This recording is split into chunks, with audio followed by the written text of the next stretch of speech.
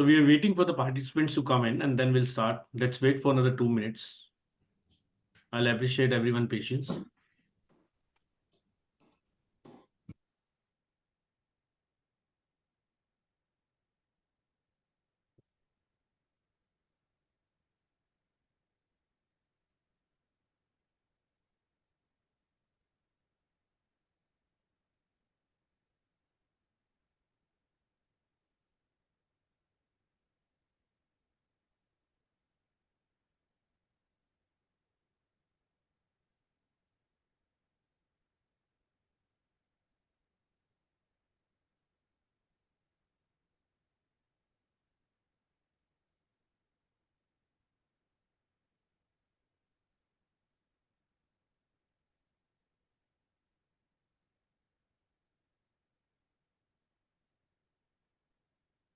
Let's begin. So good afternoon, everyone.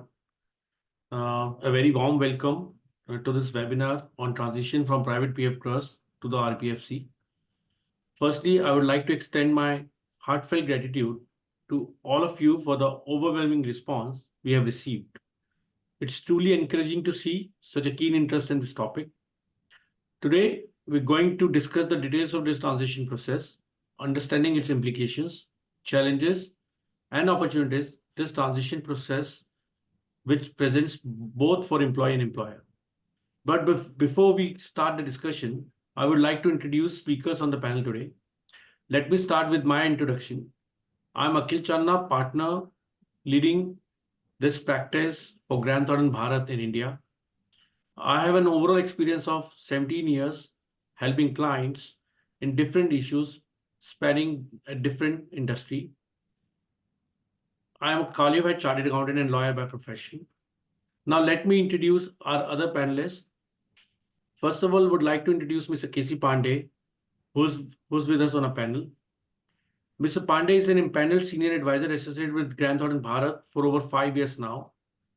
Mr. Pandey is a retired additional PF commissioner from RPFC and a practicing advocate. Mr. Pandey brings in extensive knowledge on technical and practical aspects related to Provident Fund and Social Security schemes in India. He has an experience of 40 years servicing at the department, and we are very much looking forward to interact with Mr. Pandey on this topical issue. Now, let me introduce Mr. Sanjay Jmera, who's the country finance director at Nokia Solutions and Networks Private Limited. We are very excited and thankful to him that he's ready to join our panel today. With his vast knowledge and experience in finance and regulations, we look forward to his valuable insights from an industry perspective in today's discussion. Thank you, Mr. Ajmera and Mr. Pandey, for sparing your valuable time to join us for this webinar. Now, before we come to the discussion, let me introduce you an expert, Rashi Sarna, who's joined us as one of the speakers as well. Rashi is a director with Grant Thornton Bharat LLP. She's working with 15 years of experience, specializing in advising clients on various tax, social security matters across diverse industry verticals for both domestic as well as globally mobile employees. Now, let's start with the discussion. And before we listen from these panelists with us, let me set up a context. Let me discuss few things before I give it to these people. Can we put the presentation, please?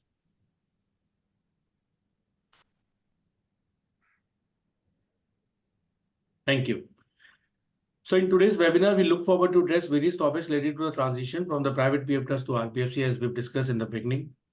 Our today's discussion will primarily revolve around the following points: understanding the complete background and context for setting up the PF trust in the first place, because we've seen historically many organizations have created their own private PF trust, but now the inclination is moving more towards RPFC. We'll discuss about what was their intent and what was the objective at that point of time.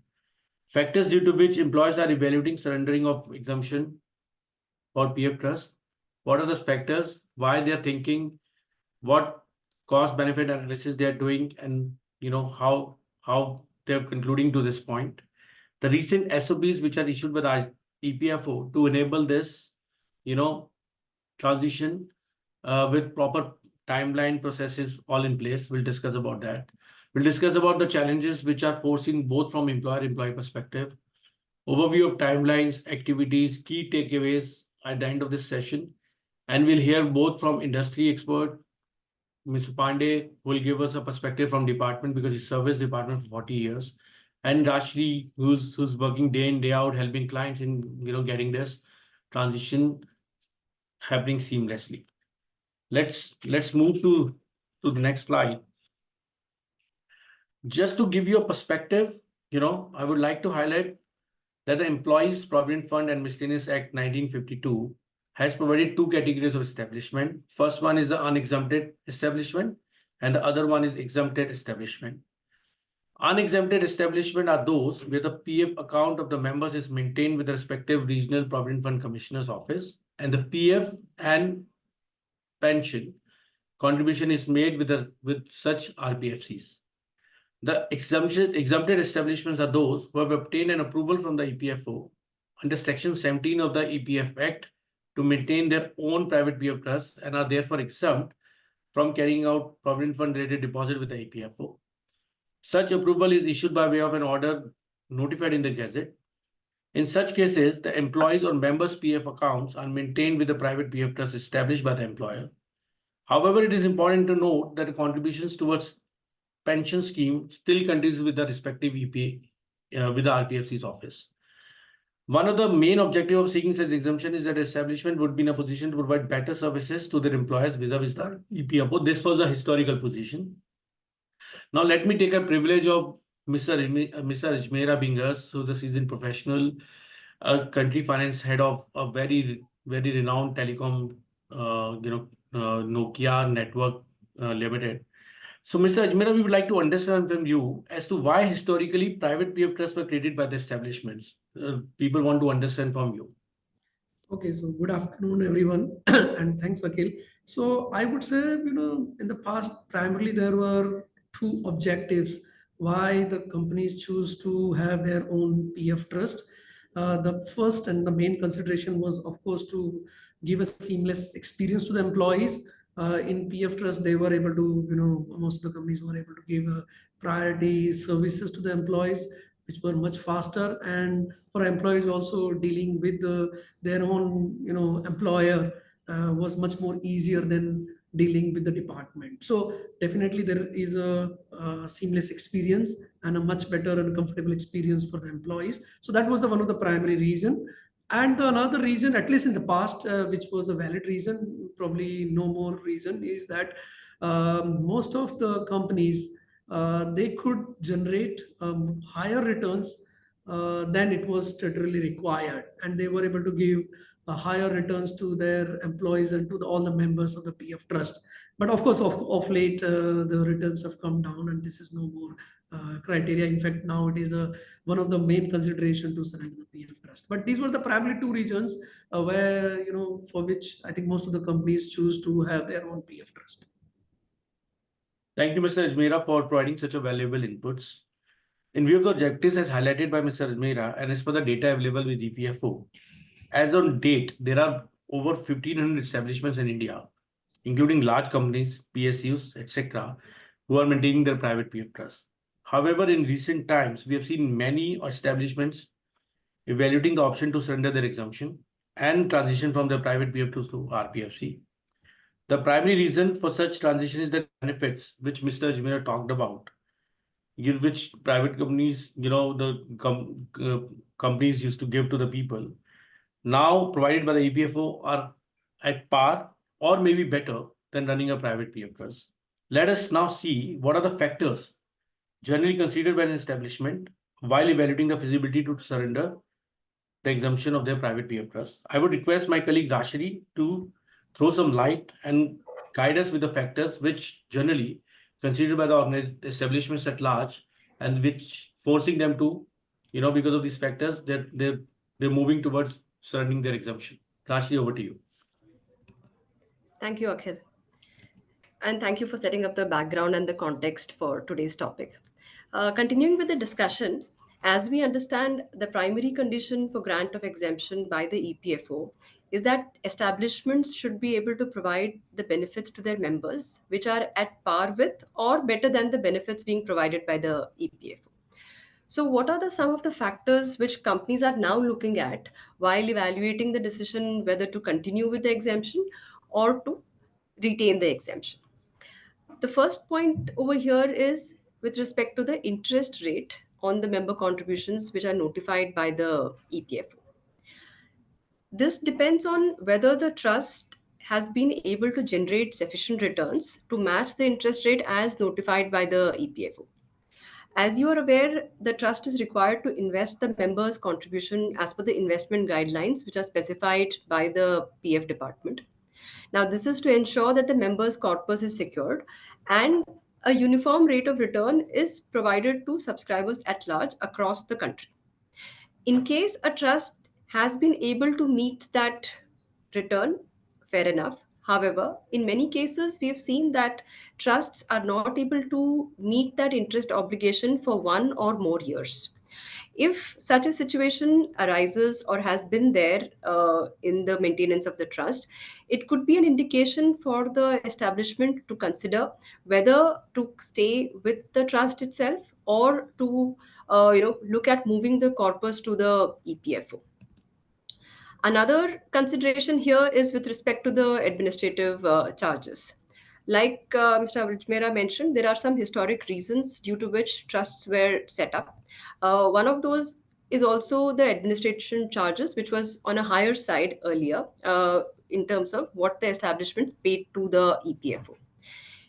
Right now, at present, the administration charges payable by an exempted trust is fixed at 0.18% per month of the total PF salary, whereas the administrative cost payable by an unexempted establishment is fixed at 0.5%. Therefore, in those cases where an exempted trust is being maintained, that would, one can say, that's beneficial if the actual expenses of maintaining the trust is less than this 0.32%, which is the differential amount. As you'll be aware, maintaining the PF trust entails a lot of obligations and expenses for the establishment. This could include, an external service provider who's managing the trust for you or managing the investments for you, the audit fees payable to the statutory auditor for conducting the audits for the trust. More importantly, there are also reasons related to the shortfall or losses in the investments which the trust is maintaining. Because in case of any such shortfall, also it would be the establishment which is required to compensate or make good such losses. Therefore, given all these expenses existing or potentially on an establishment, there may not be significant difference vis-a-vis administration charges or savings for the establishment. Rather, it could be on the other side itself. Taking the same point forward, maintaining the PF trust's corpus is akin to a treasury function which an establishment is carrying out for its own funds. Now, in addition to that, here is a responsibility for managing the members' balances as well as all the interest payment obligation as well. Now, like I mentioned, in case a trust is able to manage those, it's fine. Else, one thought is that the establishment rather, might focus on its core business and, give this treasury obligation, leave it with the EPFO, which is in any case managing the entire set of, balances for establishments across the length and breadth of the country.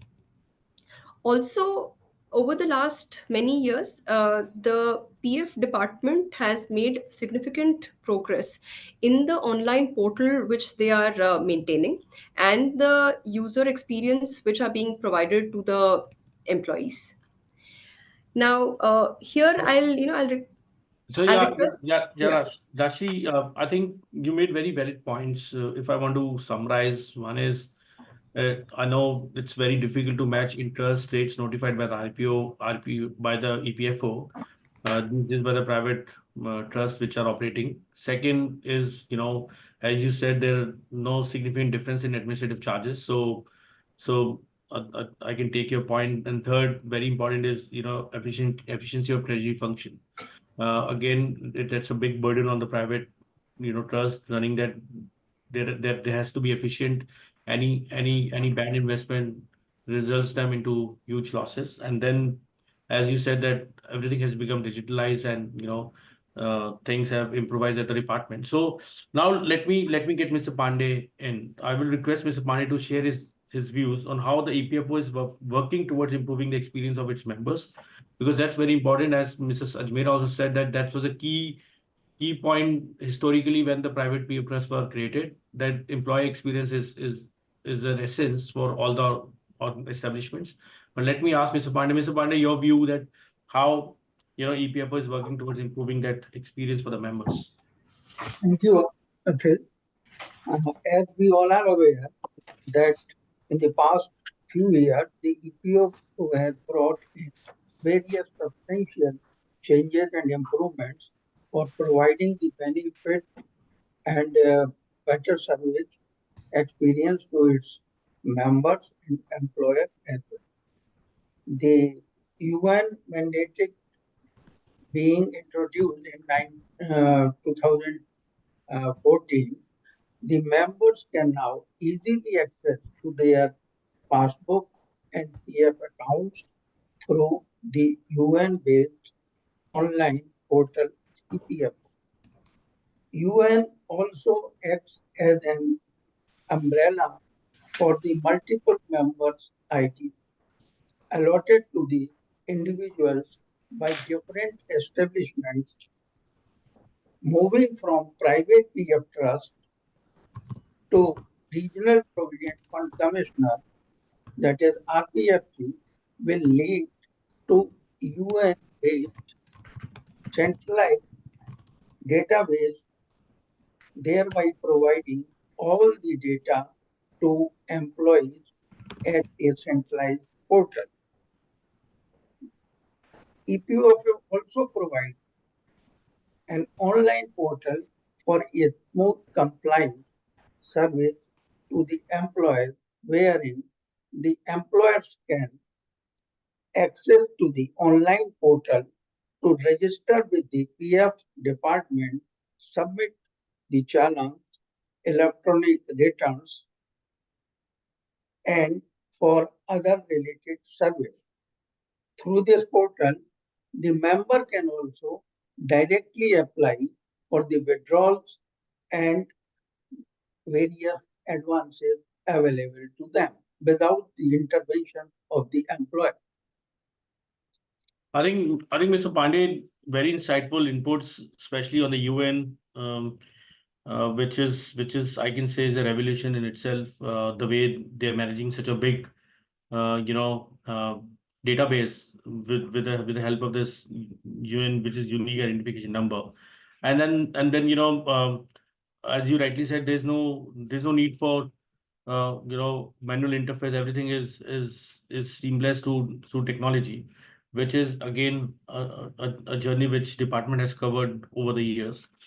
And then thank you, for sharing those thoughts. These are very valuable. Now let's move further. The question comes in my mind. If the establishment has completed the cost benefit analysis on the factors which just highlighted by Rashri, and positive intent given by Mr. Pandey, which department is showing towards giving a wonderful experience for its members. How the process will follow? Do we have any process? Do we have any SOPs or any kind of timelines? How the transition would happen? I think this is the biggest question everyone has there in mind. So let me ask Rashni to come in again and help us understanding if any timelines, processes, or instructions given by the department on this. Rashni, over to you, please. Thanks, Akhil. You're right. Earlier the process of surrendering the trust exemption was largely based on internal procedures and guidelines which were followed by respective RPFCs. So there was a circular issued in by the EPFO back in December 2016, which laid down certain guidelines, but that was at a very high level, and it was there was no specified format or a process or timelines which the employers were required to follow, or vis-a-vis the RPFC itself, or the head office or the zonal office. So therefore, a lot of challenges were faced by establishments in this entire process. Taking cognizance of the challenges faced by the establishments, the EPFO has recently issued standard operating procedures with regard to the cancellation of a trust's exemption or a voluntary surrender of the exemption by the establishment. These are some things which we'll be covering in this part of our discussion today. Uh, on 30th October 2023, the EPFO issued two sets of SOPs with the objective of standardizing the process for this entire transition from private PF trust to the RPFC. These SOPs provided formats and standard documentation checklist which an establishment can follow. The SOPs also provide a timeline, within which various activities are required to be followed. So actually, interestingly, I think that's a very good development, I can say. And before we come to the details of the SOPs and how and what timelines one needs to follow, let me quickly ask Mr. Pandey, because as I can understand, there are two ways through which an exempted establishment can move forward, uh, you know, uh, towards being considered an unexempted establishment. One is, they can surrender the exemption voluntarily, or the other is cancellation of exemption by the PF department. So, Mr. Pandey, our viewers would like to understand the basic difference between the surrender of the exemption voluntarily or the exemption or cancellation of the exemption. What's the difference and how it's impacted? Thank you, Akhil, for taking this very important point. The surrender of an exemption is when the establishment at its own decide to give up the exemption granted by the EPFO pursuant to evaluation of various factors such as compliance cost, valuation of its investment, requirement of recoup the losses, and other factors as we discussed earlier in this webinar by Rajsri. The establishment decides internally whether to proceed with the surrender and then files an application with the respective RPFC for their approval and further process. On the other hand, the cancellation is initiated by RPFC when it finds that the establishment is in violation of the conditions under which the exemption was granted. Okay, I think that's a fair summary on both surrender and cancellation. And thanks for explaining this to us and even to our viewers. What's the difference between surrender and cancellation exemption. Now we would like to, we would like you to provide insights as what are the rationale behind using these SOPs by the EPFO, because these are the recent development which have happened. But we know that the surrenders or cancellation or exemption has been happening in the past. But what's the rationale with which EPFO has come out with this SOPs? If you can throw some light on that as well, Mr. Pandey.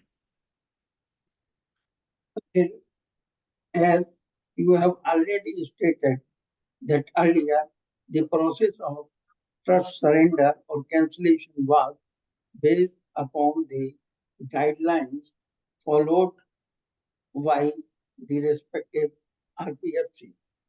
Supposing an organization is registered with different RPFCs at different regions, locations, it would be required to follow the process as set out by the respective RPF. This used to be a cumbersome process which not only caused difficulty to the establishment, employees and RPFC, but also to increase the timeline involved in the entire process of surrender or cancellation as the case may be. So in order to ease this hardship, the EPFO has brought the SOP on 30th October 2023, wherein it has issued the detailed guidelines, formats, and the various documents which are required for the initial requirement. As we know, the cancellation or after surrender, the final decision is taken by the appropriate government. And in this process, the necessary documents are required for the process of cancellation or exemption, which are to be forwarded to the appropriate government. So under this SOP, they have issued the detailed instructions and the various formats in which the application can be forwarded, as well as the timelines are also provided for the establishment, RPFC, and other senior officers. Thank you. I think the key takeaway for me, Mr. Pandey, from your explanation, first of all, thank you very much, is that discretionary power with different RPFCs is no more, prevail, because these standard SOPs has to be followed by all the RPFCs, and there's no discretionary which is left with them, which is a very, very important point whenever the companies start to think about surrendering. Now, let me go to Mr. Ajmera. Mr. Ajmera, here I would like to seek your inputs on how has the industry received these SOPs. Do you think the SOPs would indeed ease the process for establishments who decide to surrender the PF Trust exemption? Yeah, Akhil. So of course, these SOPs are definitely a welcome step. In fact, I can myself vouch for it. I have experienced the benefit of those SOPs, which we have got during the transition. These SOPs, of course, provide clear timelines, clear guidelines towards various processes, especially it defines various formats in which the information to be submitted to RPFC. So obviously, these are the clear guidelines to both establishments as well as to RPFC, which will definitely help. And I'm sure in times to come, this will improve the employee experience and employer experience, during surrender process. So definitely a good and welcome step, and we definitely need a regular update to those SOPs in future as well. I think thank you. We've got a very good feedback from you as an industry perspective, and even from Mr. Pandey. But one key takeaway from your, Mr. Ajmera, is that the objective is to standardize the entire process and to define the roles and responsibilities of the established PF officials, which anyways gives a lot of comfort, which is a key takeaway for me. Let me now ask our expert Rashmi Sarna to elaborate more on the SOPs, released by the EPFO. What are the details? What are the things to be taken care by the industry whenever they think of getting into this surrender? Over to you, Rashmi. Thank you, Akhil. Moving ahead, now that the SOPs are in place, how does an establishment go about deciding on the cutoff date on the process to be followed? So the first and foremost is the establishment has to assess its preparedness for this important process. Once they have taken a decision or done a cost benefit analysis and taken a decision that they would like to surrender the exemption, the important point is deciding on the surrender date, or what we call as the cutoff date. Cutoff date is the date after which the establishment would operate as an unexempted establishment, which means that after that date, the PF contributions received from its members would be deposited with the RPFC. Now, the in case there is any change in the legal status of an establishment due to a merger or a demerger or any such corporate activities, that is also something which needs to be intimated to the RPFC, and which could entail a cancellation or a surrender of the exemption. Important point over here is, once this application is forwarded to the RPFC, then there is a stepwise process as per the SOP which the establishment needs to follow, and that includes a third party auditor being appointed at the instance of the RPFC, and the audit being completed by the auditor. Finally, we will move to the step of transferring the member balances and the other details as per the statutory timelines. So at a high level, these are the establishment's responsibilities. Similarly, the SOPs provide responsibilities for the regional office and the zonal office. We've already heard from Mr. Pandey about the rationale for introducing the SOPs and how this falls in place vis-a-vis the construct of the EPF laws per se. Again, with reference to the SOPs, I'll request Mr. Pandey to throw some light on specific obligations or responsibilities at the RPFC level, as well as at the zonal or the head office levels, so that our audience, who are essentially employers, have that visibility as well. Mr. Pandey, over to you. Thank you, Rajshri. See, earlier, the regional, zonal, and head office used to act according to their internal guidelines and understanding or process these process. The SOP now separated all these functionality and specified their requirement in a structured uh, structured way, so as to they are able to analyze their role and recommendations within the shortest period, and hence the regional office and zonal offices are given the separate and specified responsibility. The Regional Provident Fund RPFC in the beginning are required to carry out the basic scrutiny of the surrender application, or in the case of cancellation, the required document provided by the establishment, and process the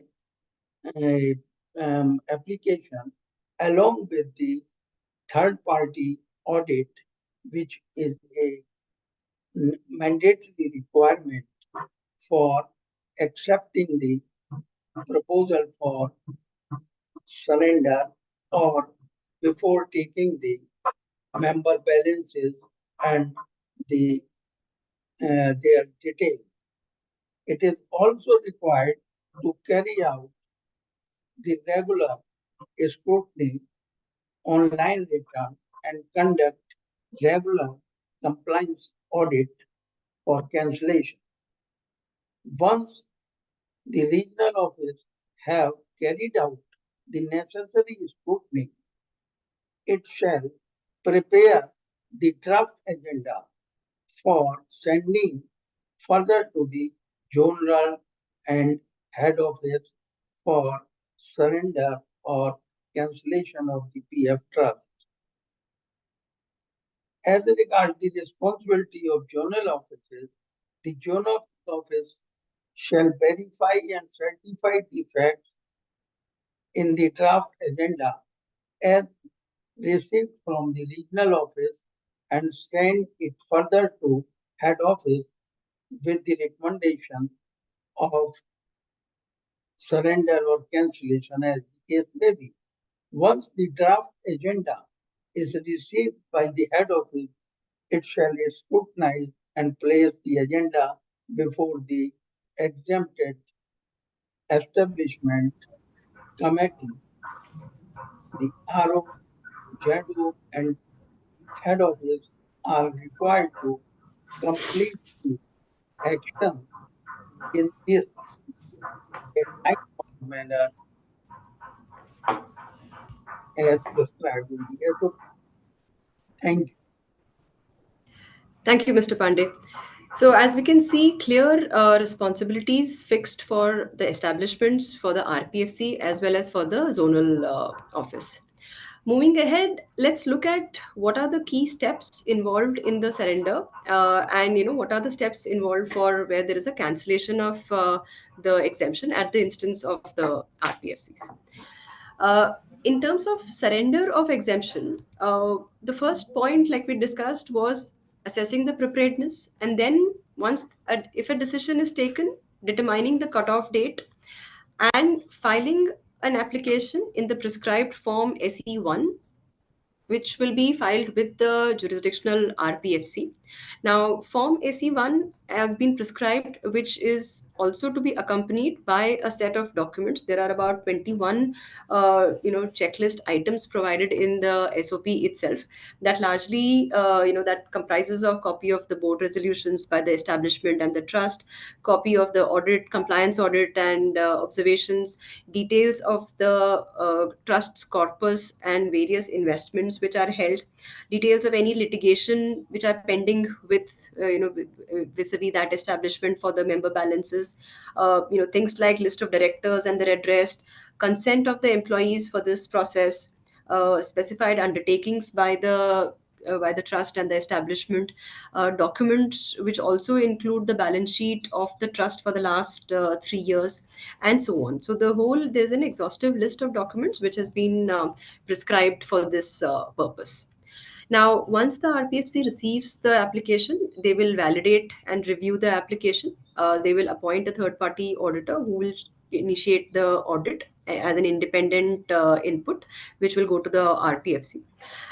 Based on these inputs, RPFC accords its approval for accepting the establishment's application, and the RPFC also permits the sale or transfer of securities held by the trust. This is an important step because the member balance is held in the form of the investments made, comprising of various securities in government and other investment avenues. There are two terms which were used. One is liquidation of securities and another is transfer.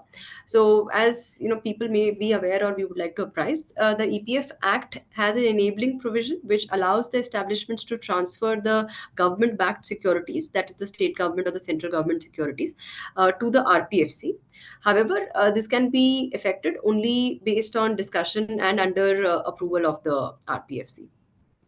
So once these submissions are done, this approval is obtained, then there are statutory timelines to be followed for transfer of the balance in bank, for the submission of the member balance details, which is known as the past accumulation statement, with the RPFC. RPFC, on receipt of these member balance details as well as the corpus, carries out the reconciliation of the corpus vis-a-vis the member balances details which are transferred, which are submitted with the RPFC.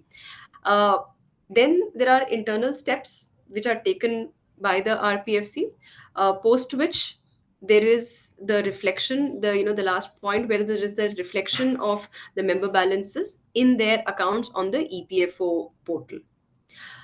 In parallel, once the RPFC is convinced or has all the necessary details along with it, the RPFC sends a report to the zonal office for further processing and further approvals. As part of the past accumulation statement of member balance details, there is a form called Annexure K, which has a member-wise detail of their tenure, their employee and employer contribution and everything, which is also submitted with the RPFC. I think, Rashmi, very, very valid points. We have seen a lot of reactions people are giving, thumbs up to the discussion. In interest of time, we'll move quickly now. And before we move to the cancellation exemption by the RPFC and have your view coming in, I'll ask Mr. Pandey and request everyone to cover their points. Because we've left with only 20 minutes, and we have to cover many more things. For the audience. So Mr. Pandey, I would request you to throw some light on the conditions or exemptions which, when violated, attract cancellation or exemption by RPFC, because that's also important for audience to understand. Thank you, Akhil. It is very important to know what are the conditions which violation of which the exemption is mandatorily or without any option is bound to be cancelled. We know there are 29 conditions provided in the scheme for at the time for the establishment granted exemption.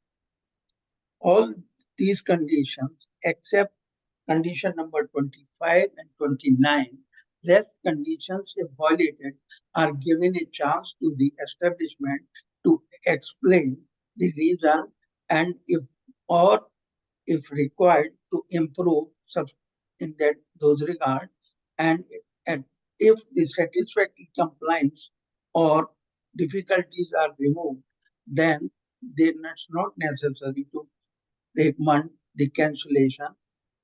Whereas condition number 25, which provides the mandatory withdrawal of the exemption if the establishment is incurring losses for 3 consecutive years or suffering an erosion in the capital base, the exemption is bound to be cancelled. The other condition is condition number 29, where if the legal status of the establishment granted exemption is changed due to merger, demerger, acquisition, amalgamation, or any other such reason, the exemption is then cancelled. And so the recommendation is sent directly to the appropriate for issuing the cancellation order. So these two conditions are where mandatory exemption are cancelled. Thank you. Thank you, Mr. Pandey, for such in-depth explanation. I think it's very enlightening. Let us request Ashley to throw more light on the issue, and as I said, quickly we have to cover and move further. Thank you. Right, thanks, Akhil. So, like Mr. Pandey mentioned, there are specific reasons due to which the RPFC may initiate a cancellation of the exemption. Again, the SOPs have provided a structured process in which these cancellation steps can be taken by the RPFC, starting with the issue of the show cause notice, response to be provided by the establishment in a time bound manner. RPFC, based on that response, to evaluate and then take a decision for going ahead with the cancellation or providing opportunity for the establishment to make any corrections or and then continue with the exemption. So all of these are very properly provided in the SOPs, and it is it is important that establishments take note of these processes which are there, and also take note of their current compliance audit and any observations in those compliance audits, so that if they don't put themselves in a situation where a cancellation can be initiated at the RPFC's instance. Moving ahead, we've seen both from the cancellation perspective and voluntary surrender of exemption perspective, what all are the steps or processes provided under the SOPs. Now, let's take a high level view of what are the timelines and some key activities for an establishment to be taken care of. We can divide in terms of a voluntary surrender of exemption.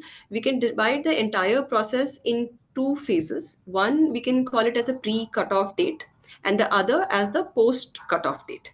Now, pre-cutoff date essentially involves the planning which an establishment has to take care of. when we talk about planning, again, internal discussions at the establishment level between the trustees, board of directors, and other stakeholders. Communication with the members, which is your employees or ex-employees, because they are the primary stakeholder in this entire process, whose investments are being held by the trust. So intimation to employees and giving them sufficient time to plan their finances, which could be by way of a window for making any advance payments or withdrawals, or for transfer in or transfer out activities. uh, Identifying the trust's PF health in terms of investments and everything, and putting together all the documents which are prescribed under the form SE1, which I just covered, and then submitting that application with the RPFC. And once the RPFC's approval is received, moving towards the important step of liquidation and transfer of securities held with the trust. Uh, as a precursor for the liquidation, there is an important point to evaluate the portfolio and see what is the profit or loss, or gains that you are able to achieve vis-a-vis the market conditions, and then moving ahead with the actual execution of the relate execution of the documents for sale of those securities. So here, I'll request Mr. Ajmera to share his thoughts with the audience on any other aspects which may be considered from an employer's perspective at the planning stage. Okay, from an employer perspective, at the time of planning, I would keep in mind two things. First thing, we need to have a full knowledge of SOP which has been issued. What are the processes to be followed? What are the documents to be submitted? What are the details to be submitted? Who are the stakeholders involved in RPFC as well as internally? So it's very important. We need to have a detailed review of the entire SOP and make a checklist around that. The second thing which I'll keep in mind is about the data quality. And I think, as per my experience, most of the delays happen in terms of the data, where we do not have a certain information or missing information or data is not correct. So data quality and the data integrity is absolutely important. And we need to plan well in advance for all the missing information, so that, when we submit the data to the RPFC, it can be immediately processed, and the entire surrender process can be completed.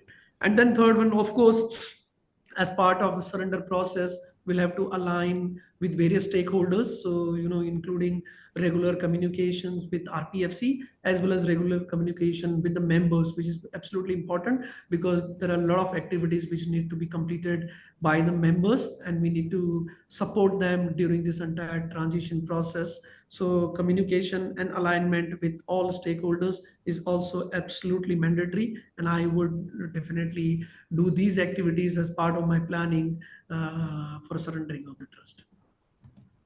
Thank you, Sanjay. I think all of those points are very valid and points to be taken note of by employers who may be considering a cancellation or a surrender of their exemption. Moving ahead, these are the planning stage activities. In terms of the post cutoff date, there are multiple activities which would be happening in parallel. The first and foremost, the establishment is now an unexempted establishment, which means that the PF contribution for that month would be submitted with the RPFC. So that is one thing. In parallel, there are the statutory timelines which we just mentioned. So by 10th day, within 10 days of the cutoff date, the liquid balance in the bank is required to be transferred to the RPFC. Within 25 days, the member details are required to be transferred to the RPFC. And also in parallel, the compliance audits may be initiated, and that is something which the RPFC will carry out, and the establishment has to provide the details for the closure of those compliance audit. So once the member balances are transferred, reconciliations are done, the member balance appears in the EPFO portal, all of these are closed from the RPFC's side. The establishment also has to take up the closure of the trust with the tax department. This is an independent process from the EPFO. However, the conclusion of this entire process lies once the trust is actually surrendered from a tax perspective also. Uh, So, we've looked at all the steps which are there pre-surrender, post-surrender. What does the SOPs, give the guidance to the employers, RPFCs, and everything. Now, let's move ahead to see what could be some of the challenges faced by employers as well as employees, and how employers can support through this process of surrender. So, to ensure that everything is on track and there is minimal difficulty faced by the stakeholders. So, I'll request Akhil to take the discussion here. Thanks a lot, Rashri. I'd like to thank Mr. Pandey and Sanjay, all three of you, for taking us through the SOPs and steps involved in the surrender process. I think the process for surrender of the PF Trust exemption is now being simplified and standardized with the reviews of SOP discussed earlier, which I can engage of the discussion we have.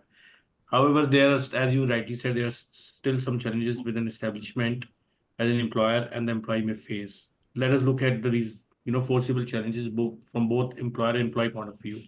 So, I think before any establishment decides to surrender its exemption, it is necessary for them to analyze their, preparedness for the surrender. The assessment of transition preparedness can be taken up by reviewing the trust documents, past compliances, past audit reports issued by the RPFC, etc.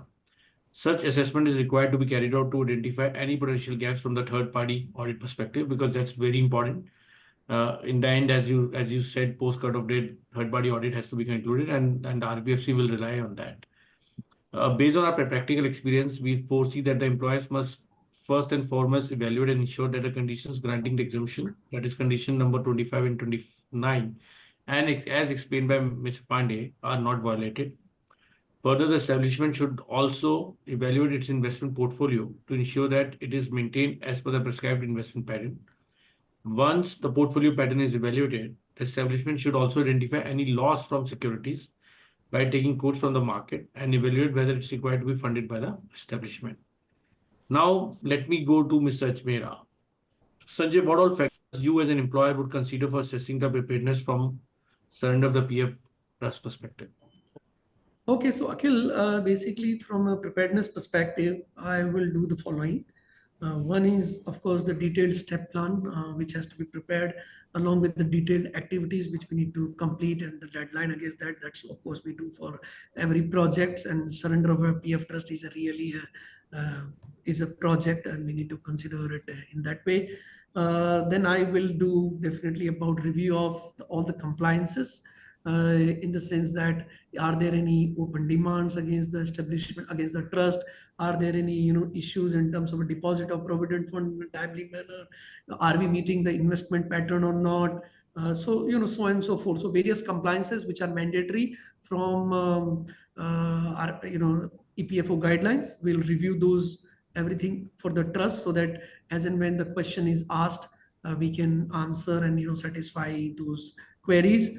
Then I will review the third-party audit observations of the audits which have already been done. And during the surrender process also, obviously, the RPFC always prescribes some audit to be done, depending on 3 years, 5 years, or whatever the number of years which they can think appropriate in that case. So, prepare and review the audit observation if there are anything which are already there from the past audits. Similarly, any issues which are there from the statutory audits of the past period, or maybe, plan for the next statutory audit just before the surrender. We need to complete and do a statutory audit maybe for a part period as well. So, various compliances we need to put in place and review in detail. But apart from that, another important aspect which everyone has to keep in mind as part of a preparedness is about the KYC status of employees. This is the single biggest issue in all the trust while surrendering it. It creates not only the delays and processing and surrendering the trust, but also, you cannot give the credit to the employees of all the balances. It goes to the suspense account of a EPFO if the KYC status is not complete. So we need to ensure that all employees have completed their KYC status, and at least minimum is Aadhaar KYC, which they need to complete it before this is done. And of course, then there is a valid UN. So these two important KYCs have to be completed before surrender. So I need to do, as part of preparation, of course, we need to review if there are any gaps in this process. And obviously then the end about the data readiness in all prescribed formats, which we need to keep ready, whether it is member balances or securities details or, the transfers, pending transfers, multiple data points which will be required during the process. We'll have to keep it in ready in the prescribed format so that we can submit it in a timely manner. So these are a lot of preparedness as part of this entire project we need to do before surrender process starts. So there's a lot of work which is to be done. Yes. Yeah, I can see that because I was putting the notes when you're talking about the points, and there are 6, 7 points which I can gather, and it's important for everyone to understand the gravity because you've already faced this. Now moving to the next slide. So Sanjay, are there any other challenges which are also being faced by the employers as per you? Yeah, as an employer, of course, we face a lot of challenges in this entire process. But apart from our preparedness, the challenges which we face is about obviously communication with RPFC itself. There is a lot of to and fro communication which happens on a day-to-day basis with them. And of course, agreeing a cutoff date is absolutely important. And arriving at that is always critical. So definitely one challenge that we agree with them a date which is we are comfortable to surrender and transfer all the balances and records to them. Absolutely important. The second, I would say, during this entire surrender process, we need to liquidate securities or we need to transfer the securities to EPFO. In either of the scenario, I think there is a lot of processes to be followed for security transfer. I think we need to align with various depositories of EPFO. So, a lot of processes to be followed there. And in case we are liquidating securities, then, if there are any losses which we need to recoup from the company, so we need to keep that in mind. There are a lot of companies who have made investments in some of securities, for example, private securities like ILFS or DHFL, which, does not have any recoverability. Companies need to put in the money to recoup that kind of a losses for the trust. So that you need to keep in mind, challenging, but we need to always, it has a financial obligations and impact. So you need to, of course, plan for that. Then obviously, challenge in terms of audits because auditor takes their own sweet time. Both statutory auditor as well as the third party which are appointed by the EPFO. So we need to really agree with them, timelines, provide them all the support and get their commitment to complete the audit in a timely manner, because until unless the audits are completed, EPFO is not going to act and process our submission which we make to them until unless all the queries raised by third party auditor and statutory auditors are resolved. So very important. KYC I touched base earlier is the biggest and the single biggest roadblock. Yeah. KYC is not complete, employees cannot get a credit. It's as simple as that. It goes to the suspense account, and once it goes to suspense account, bringing back to the employees or the members account is very, very longer and very tedious process. So they need to ensure that the KYC is completed well in time. And another important factor, which I think yes, so we maybe few seconds. So another is the loss of interest because you liquidate securities. Quickly, you don't get interest till the time balances are transferred, and again reflecting, and then the EPFO starts giving a credit, which will happen in the following month, in which you transfer the balances to them, which it means there is always a 1 month gap there. And in a phased manner, when you're liquidating the investments, for a part monthly, there also there is some gap. So at least 1.5 months to 2 months interest loss, which you need to really plan for it as part of this entire transition program. So that is another financial aspect which everyone has to keep in mind. Sorry, Akhil, go ahead. Yeah. Thanks, Sajay. I think in interest of the time, we've covered on the preparedness. We covered on the challenges faced by the employer. As you know, in the entire exercise, the key stakeholder, one of the major stakeholder, are the employees whose balance is required to be transferred from PF Trust to the RPFC. Some of which we've already practically seen under the employees is firstly the limited time window available to the employees to apply for the advances and withdrawals because there is a blackout period. Further, due to non-seeding of Aadhaar, which you mentioned that KYC is important, and non-completion of the KYC or the nominations, the employer faces challenges in reconciling the PA statements, which in turn causes delay in reflection of, just a point of view about how, as an employer, we can work around to minimize these, employees' inconvenience. Sanjay, you there? Yeah, I'm there. Sorry. So, no, that I have already covered. What are the things I think on the that- blackout period for the employees, how we So can blackout period of yeah. employees is again very critical from an employee and a member Yeah. perspective. So what we need to do is that before surrendering the trust and before starting the process, we need to provide them a slightly larger, wider window where they can process and request their advances, withdrawal, settlement if they want to do it. So we need to give them sufficient time.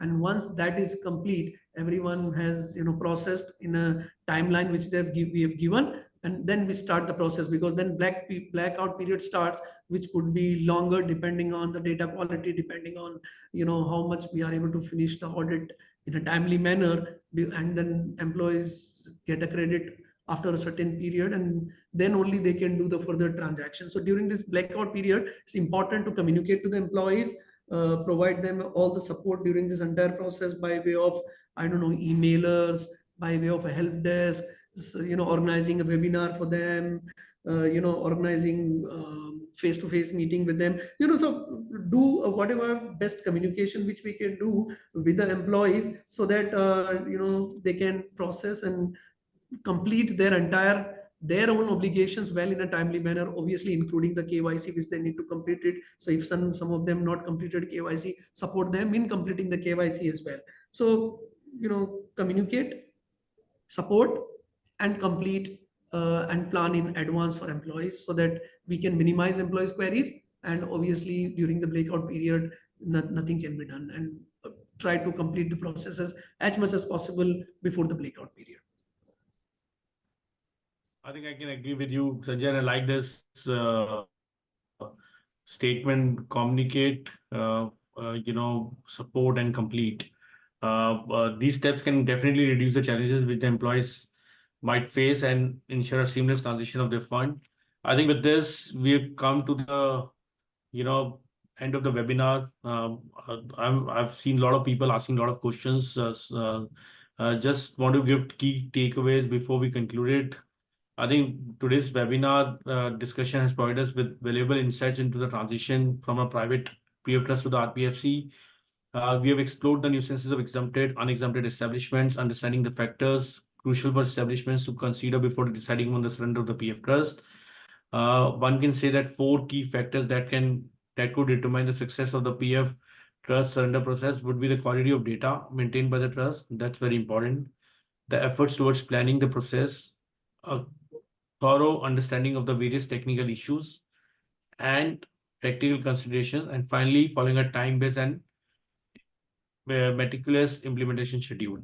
I would like to extend sincere gratitude to our panelists, Rashi Sarna. I'll ask our panelists to come on the video for once. Yes, thank you very much. Rashi Sarna, Sanjay Ajmera, and Mr. Pandey for their valuable inputs and contribution. Additionally, a heartfelt thank you to all our participants for taking our time to join this webinar. As we navigate through these transitions, let's continue to collaborate and adapt to the changing landscape of social security schemes in India. Thank you for joining us today. I know we have a lot of questions, and we would have opened this up for the questions as well. I'm very thankful that Mr. Ajmera has responded 10 to 15 questions while we were taking the webinar.